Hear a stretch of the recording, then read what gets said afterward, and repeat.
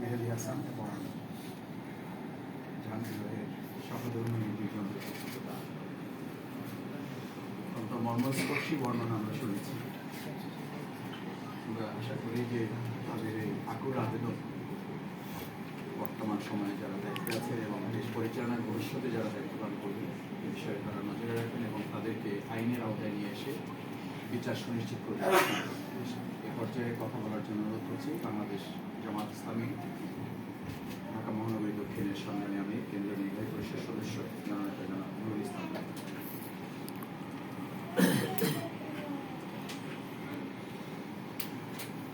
أعوذ بالله من الشيطان الرجيم بسم الله الرحمن الرحيم। আজকের এই মহতী আয়োজনে সম্মানিত প্রধান অতিথি বাংলাদেশ জামাত ইসলামের সম্মানিত আমির জামাত ডাক্তার শফিকুর রহমান, উপস্থিত আছেন বাংলাদেশ জামাত ইসলামের সম্মানিত কেন্দ্রীয় নেতৃত্ব সহকারী সেক্রেটারি মাওলানা রফিকুল ইসলাম খান,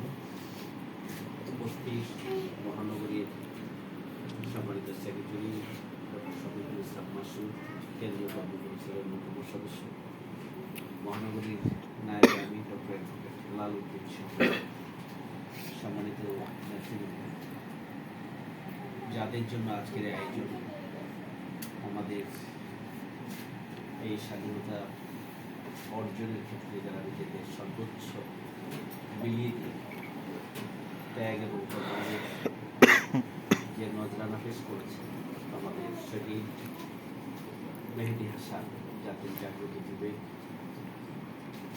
সাংবাদিক হিসেবে যিনি দায়িত্ব পালন করছিলেন এবং চলমান আন্দোলনে